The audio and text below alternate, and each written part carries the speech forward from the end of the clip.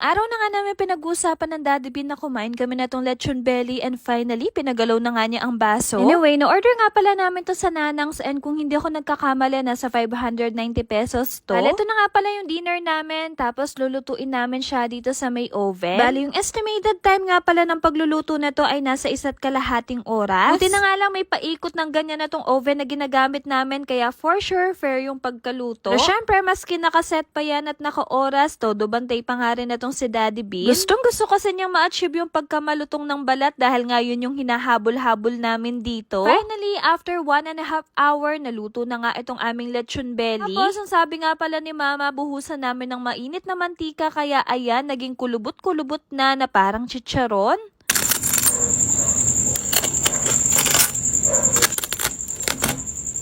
Pambihira, gusto ko pa naman sana mag-ASMR kaso nga lang hindi nakikisama yung aso ng kapitbahay. Pero tingnan nyo naman itong lechon belly, itsura pa lang nakakatakam na.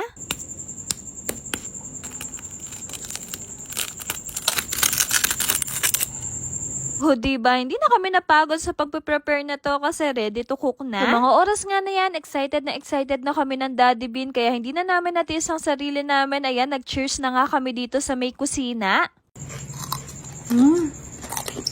Ano ka? Okay.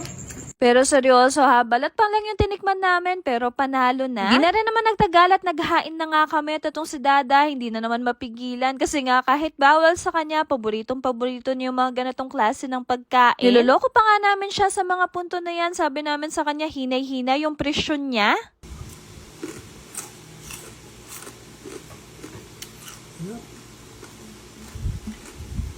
Kala-kalala ba?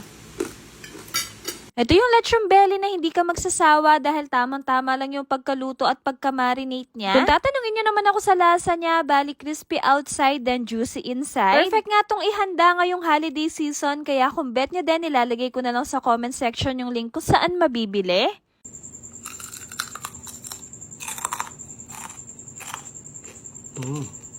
Sarap.